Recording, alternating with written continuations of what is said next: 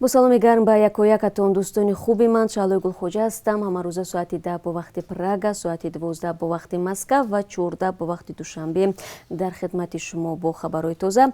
تشکر میگویم که دوی ما رو تماشا میکنید و ما در نوبت خود تلاش میکنیم با سوالهایی که برایمان میتهید در دوامی صحبت پاسخ بدیم. فعالان جمعیتی توجیکستان با نشر یک مراجعتنامه از پرزیدنت امالی رحمان و رئیسان هر دو پالاتای پارلمانی کشور درخواست کردند که کودکان را از خشونت جنسی حمایت کنند.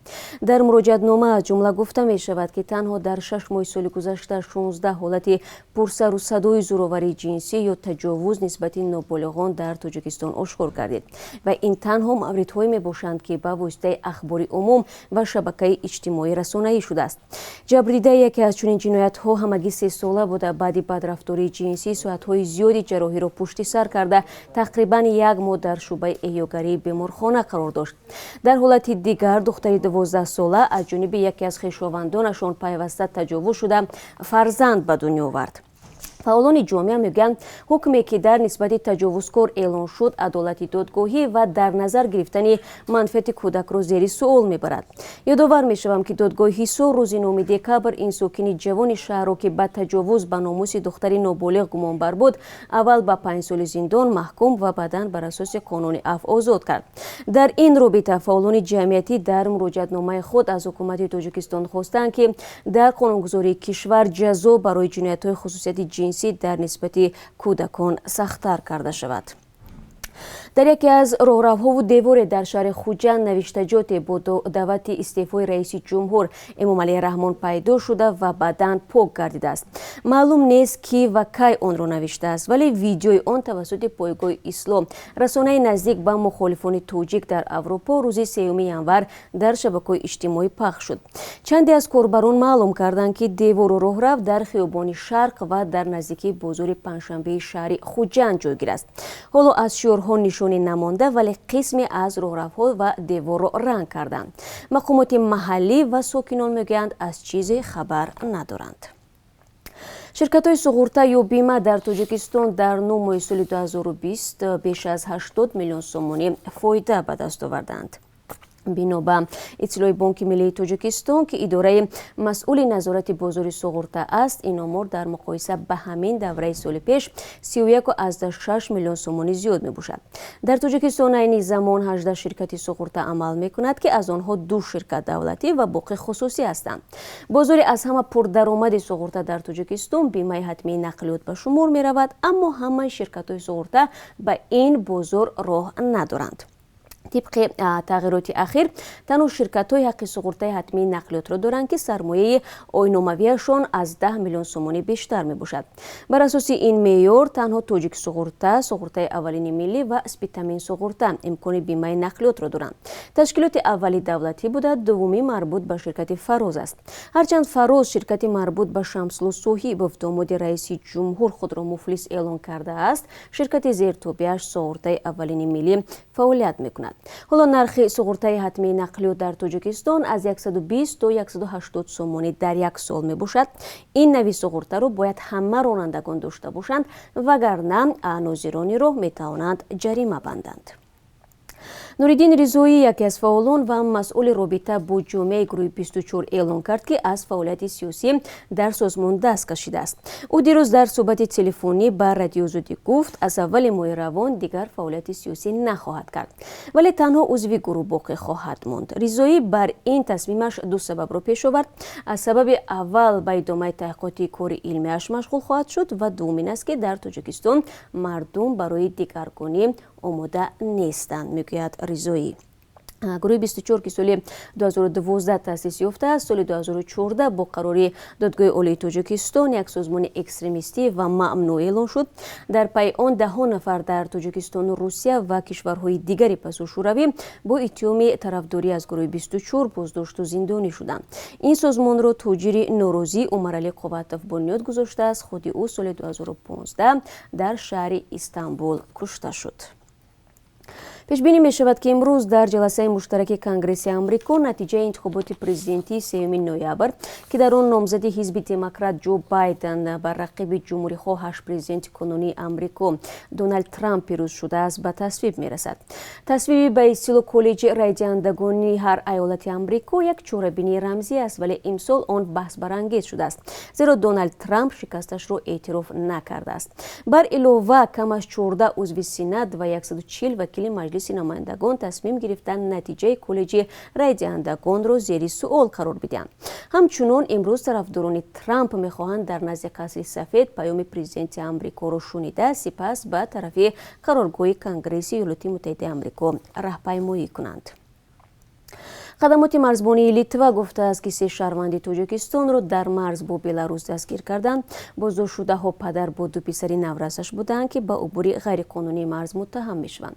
ба қавли манбаъ, зодагони Тоҷикистон рӯзи 4 январ мехостанд тавассути ҷангалзор марзи Беларус бо Литваро гузаранд. ҳар серо ба маркази нигаҳдории паноҳҷӯён интиқол доданд, зеро онҳо дар пайи боздошт шуданашон аз Литва ҳаққи паноҳандагӣ хостанд. ва бинандагони азиз, чун аз марзҳо гуфтем ва ҳоло медонам ки теъдоди зиёди шумо бозам дар бораи парвозҳои доимӣ ва кушода ё баста будани марзҳо мепурсед, бояд бигӯям ки дар ин замина ҳанӯз хабари тозае дар даст надорем. марзҳо то ҳанӯз баста боқӣ мемонанд ва ҷадвали парвозҳои чартерӣ аз Русия ба Тоҷикистон низ расман нашр нашудааст. ҳарчанд ба гуфтаи муҳоҷирони тоҷик рафтуомади ҳавоӣ, яъне парвозҳои ғайринақшавӣ идома доранд. вазорати кори хориҷии Тоҷикистон дирӯз гуфт нархи шиносномаҳои биометрии хориҷӣ гарон нашуда $75 боқӣ мондааст. ба қавли хадамоти матбуоти ин вазорат, танҳо нархи боҷи давлатӣ аз 87 ба 90 сомонӣ боло рафтааст.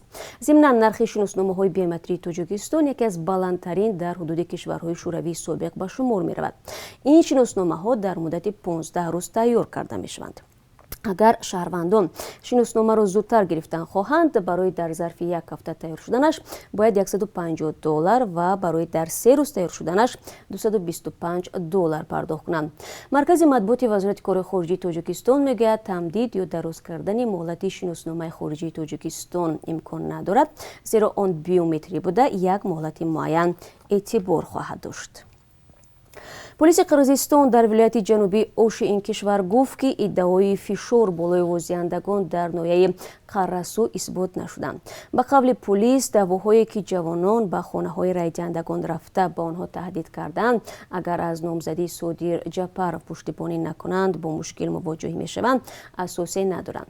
рӯзи 5 январ полиси вилояти Ош изҳороте пахш намуда таъкид кард ки шикоят дурӯғ аст ва мақомот сарчашмаи ин овозаи беасосро ҷустуҷӯ доранд. созмони ғайридавлатии ҷалпи иш рӯзи 2 январ изҳороте пахш намуда иброз дошт ки дар деҳаи Кирови вилояти Ош ҷавонон ба хонаҳои мардум рафта тақозо карданд ки дар интихоботи президентии 10 январ аз номзадии Содир Ҷапаров пуштибонӣ кунанд. созмон навиштааст ки ҷавонон таҳдид карданд ки агар райдиҳандагон аз Ҷапаров пуштибонӣ накунанд, бо хушунат мувоҷиҳ мешаванд.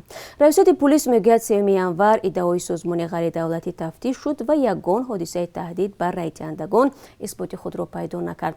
Ҷапаров дар моҳи октябри соли равон ҳангоми ошӯбҳои баъди интихоботи парламентии Қирғизистон ва барканории президенти ин кишвар Сооронбой Ҷэймбеков сари қудрат омад. ҳозир дар давраи интихоботӣ ӯ муваққатан раҳбарии давлатро канор гузоштааст. дар интихоботи президентии Қирғизистон 17 номзад барои курсии раиси ҷумҳур талош доранд. кумитаи ҳолатҳои фавқулоддаи Тоҷикистон аз як садамаи нақлиётӣ дар рӯзи 5 январ хабар медиҳад. дар шоҳрҳои Душанбе Хуҷанд як мошини боркаш ба ҷарии чуқурияш 300 метр сарозер шудааст. кумита мегӯяд ронандаи мошини тамғаи Дулан сокини 53-солаи ноҳияи Шаҳристон ҳангоми ҳаракат аз шаҳри Хуҷанд ба самти Душанбе аз ӯҳдаи идораи воситаи нақлиёт набаромада сарозер мешавад ва дар натиҷа ронанда дар ҷои ҳодиса ба ҳалокат мерасад. наҷотбахшон бо ёрии таҷҳизоти кӯҳнавардӣ ба ҷариф омада бо истифода аз асбобу лавозимоти махсус ҷасади ронандаро аз мошини пачахшуда берун оварданд ва ба ихтиёри мақомоти ҳифзи ҳуқуқ супориданд. бонки осиёи рушд мегӯяд ба тоҷикистон дар соли 2020 ба маблағи $320 миллион кӯмаки бебозгашт расондааст.